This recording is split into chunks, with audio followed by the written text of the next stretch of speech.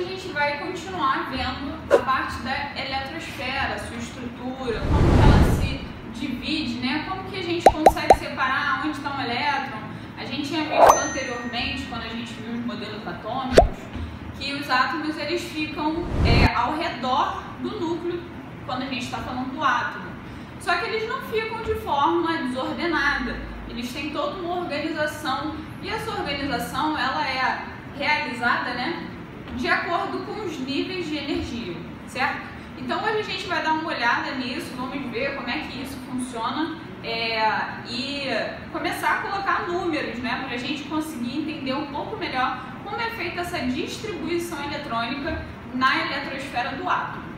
Bem, aqui nesse primeiro quadro, a gente tem algumas teorias que são aplicadas e que são importantes da gente entender antes da gente começar a falar exatamente, mostrar as divisões. Então a primeira coisa que a gente sabe é que os elétrons eles giram, eles estão sempre em movimento ao redor do nosso núcleo, beleza?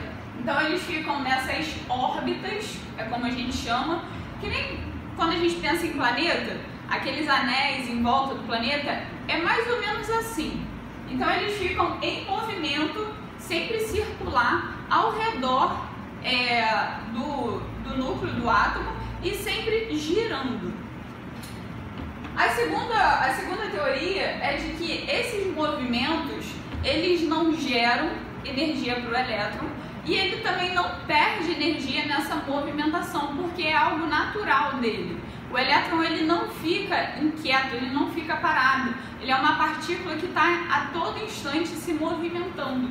Então essa movimentação ela não gera nem ganho nem perda de energia. A terceira teoria é de que quando esses elétrons, quando um átomo de forma geral recebe energia, pode ser calor, pode ser alguma outra forma de energia mecânica, esse elétron ele absorve essa energia e aí o que acontece? Quando ele absorve essa energia, ele entra num estado de agitação muito grande e ele faz um salto de uma órbita para outra, certo?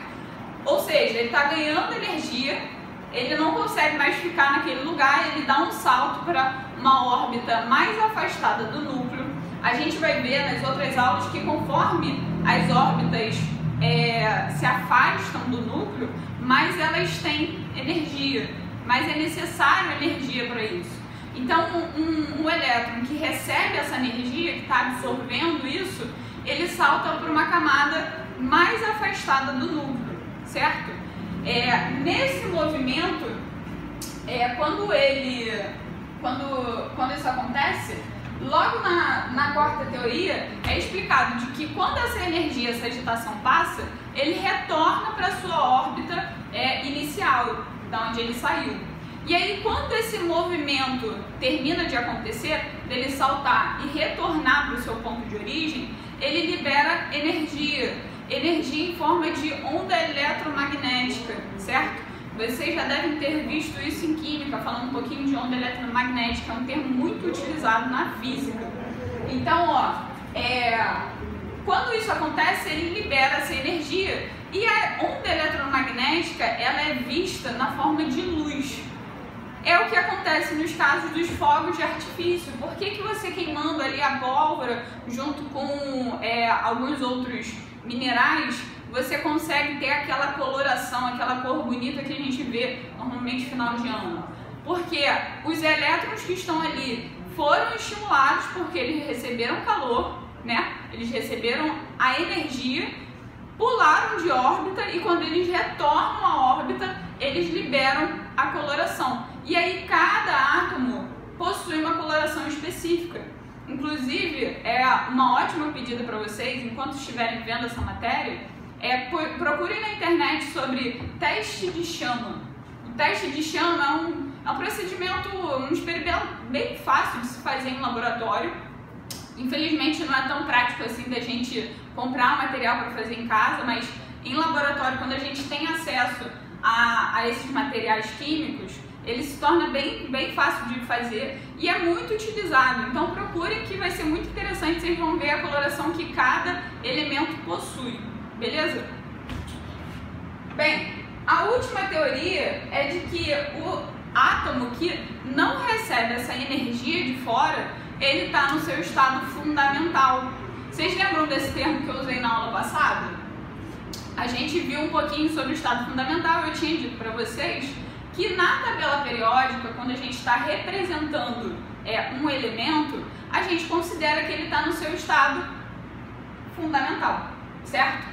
O que é esse estado fundamental? É quando ele está neutro, ele possui a mesma quantidade de elétrons, a mesma quantidade de prótons, ele não está interagindo com outros elementos, não está fazendo ligações, ele está ali só sendo representado, beleza? Bem, depois de a gente ter visto essas teorias que são importantes e são muito aplicadas, a gente começa a falar um pouco mais sobre a organização das camadas, né, das órbitas, e dos níveis de energia, do número de elétrons que cada um vai conseguir comportar, ok? Aqui nessa primeira tabela, a gente fez uma distribuição que começa na letra K e vai até a letra Q, seguindo a ordem alfabética mesmo. Essas distribuições, quando a gente começar a ver a tabela periódica, vocês vão ver que elas se referem também aos períodos. São as linhas horizontais da organização da tabela periódica. Então, começando pela letra K, a gente tem nível 1, 2, 3, 4, 5, 6 e 7. Então, temos 7 períodos também representados na tabela periódica. Bem, dentro desses níveis e dessas camadas, a gente consegue comportar, cada uma delas vai conseguir comportar um número específico de elétrons. Galera, esse número ele não é alterado, ele não tem modificação e ele não tem exceção. Então, todos os átomos que estão lá, que tem uma camada só, tem 2 elétrons. Se eles tiverem 2 camadas, eles vão ter 2 mais 8. E assim por diante. Cada camada só consegue comportar a quantidade que está aqui representada de elétrons, ok? Então, se cair na prova, quantos elétrons é possível colocar na camada P? Olhei a camada P, nível 6. No nível P, a camada P, eu consigo colocar até 18 elétrons. Lembrando que esse número aqui é até, é o máximo. Ele pode ter menos? Pode, a gente também vai ver isso em exemplos mais à frente, ok? Bem, depois da gente ver as camadas, os níveis, lembrando que nível a gente vai representar por essa letrinha N minúscula. Depois da gente ter visto isso, a gente parte para a parte dos subníveis. São subdivisões. Vocês lembram que a gente falou que o último cientista que deu início, né, ao modelo atual que a gente conhece foi Bohr. E Bohr, ele parou ali naquela distribuição, né, de que os elétrons eles estavam organizados em camadas, e aí depois disso surgiram outros cientistas, né, que foram estudando mais a fundo a química quântica, a distribuição eletrônica, certo? E aí dentro dessa distribuição eletrônica e utilizando a química quântica, a gente descobriu os subníveis. Os subníveis que são separados em subnível S, P, D e F. Dentro de cada subnível, a gente tem um número máximo de elétrons. No subnível 2, no subnível S cabem até 2 elétrons, no B até 6, no D até 10 e no F até 14. Pessoal, lembrando que sempre que a gente fala de número de elétrons é até, certo? Professora, pode ter só um elétron aqui? Pode. Pode ter só 2 elétrons no P? Pode. Tudo vai depender da quantidade de elétrons que esse átomo, o átomo que a gente estiver trabalhando, vai ter, ok?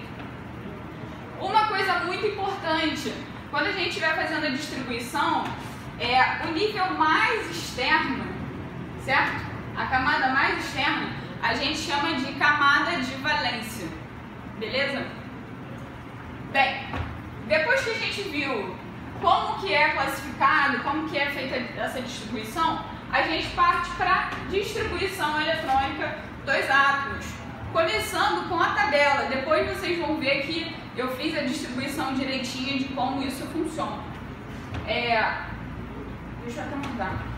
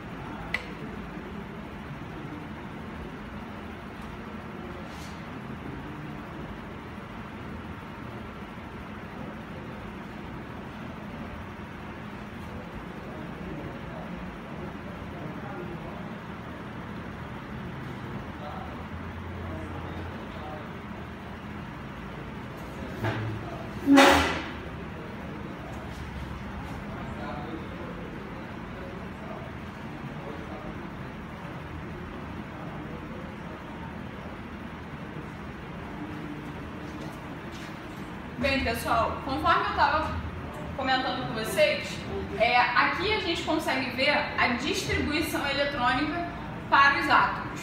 Primeiro na forma de tabela e depois na distribuição por ordem, conforme normalmente a gente costuma usar em questões, para fazer as questões.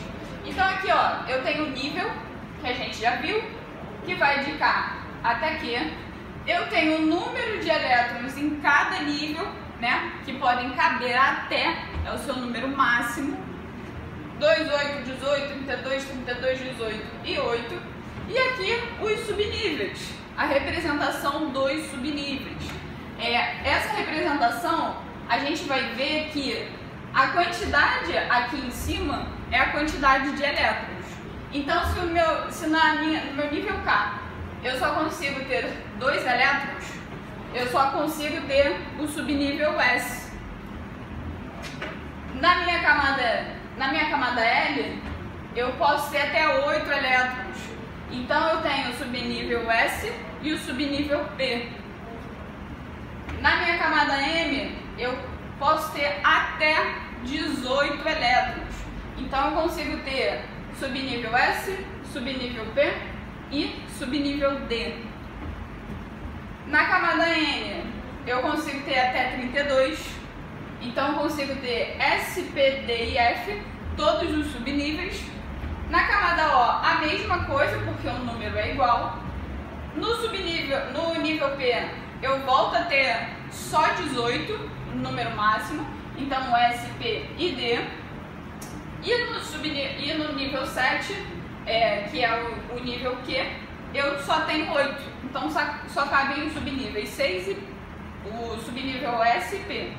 E aí, se a gente faz a contagem desses númerozinhos aqui em cima, a gente vai ver que eles correspondem às quantidades de elétrons, beleza?